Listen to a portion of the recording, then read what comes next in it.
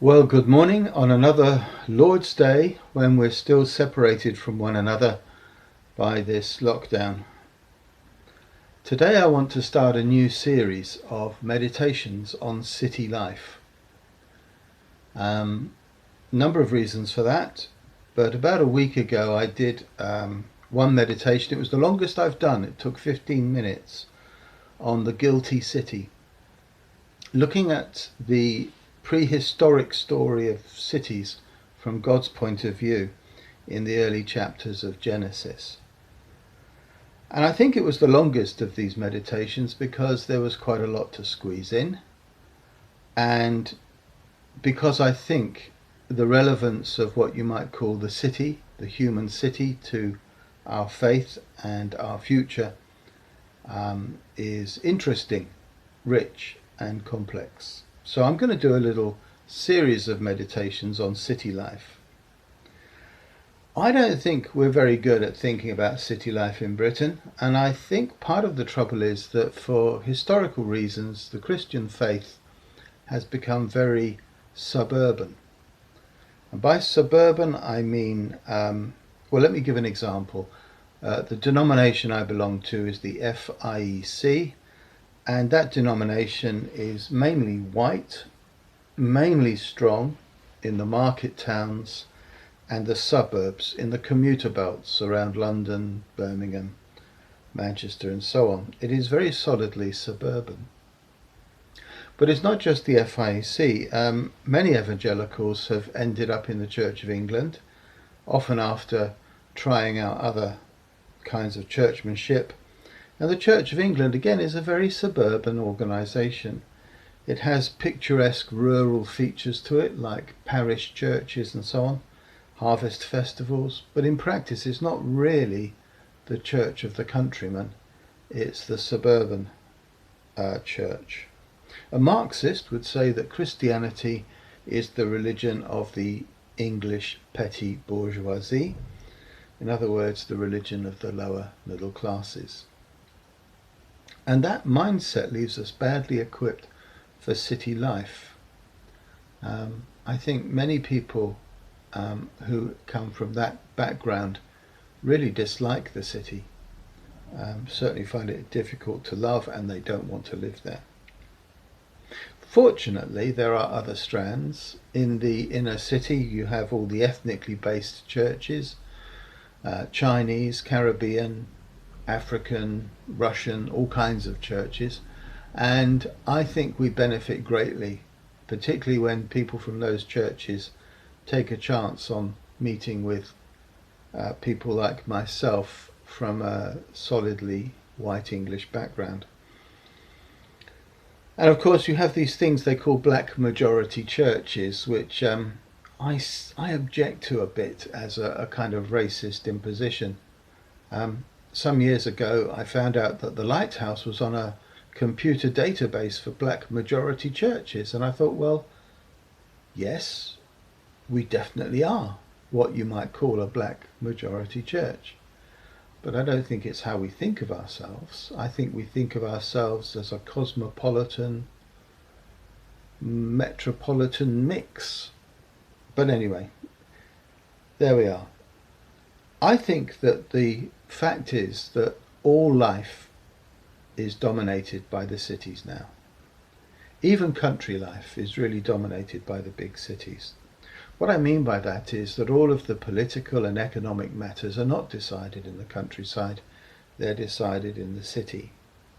And we're all tied to the great cities of the world by communication links and by the bureaucracies which rule our lives in so many ways. So, for instance, ever since Roman times, really, the world has been dominated by great cities.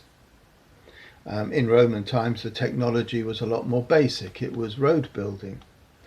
It was the technology of the Roman legions and the top-down bureaucracy, which was like a spider's web, ruled from Rome in the centre. Modern technology has bound country people to the city much more tightly.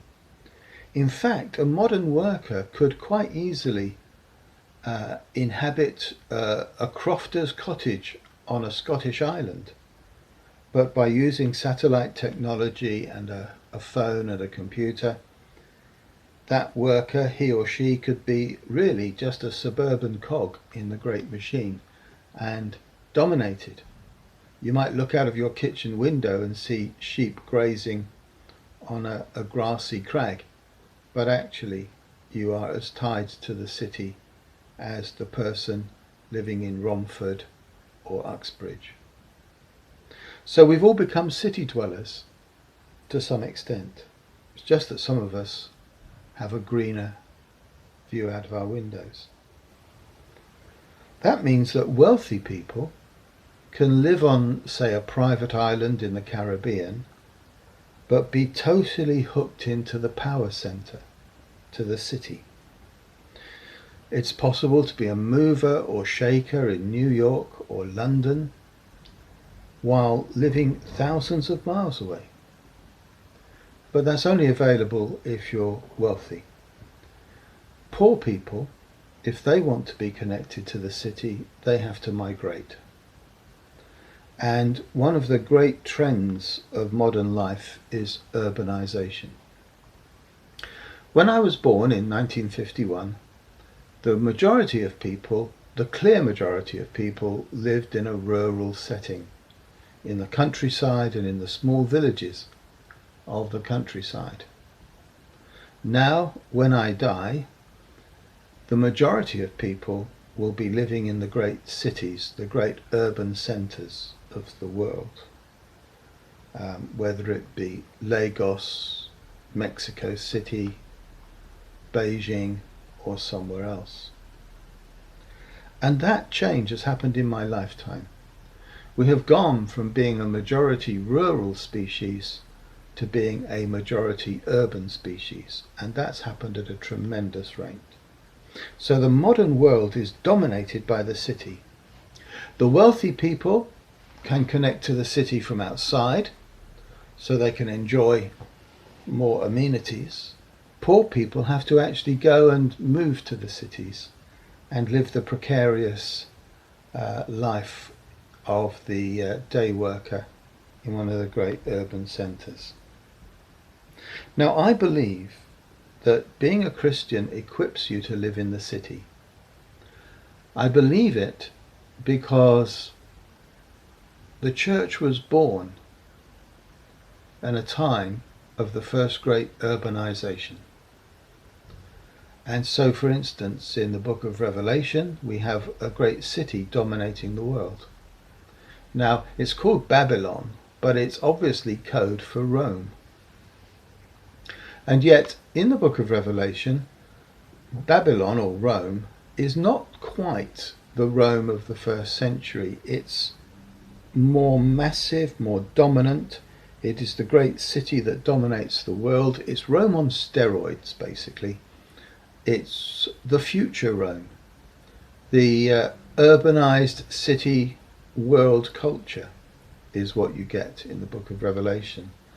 So, although it's relevant to the first readers, it's even more relevant to us, because we are living in the time when, if you like, city life has ripened, grown, become bloated, become the monster which Revelation describes.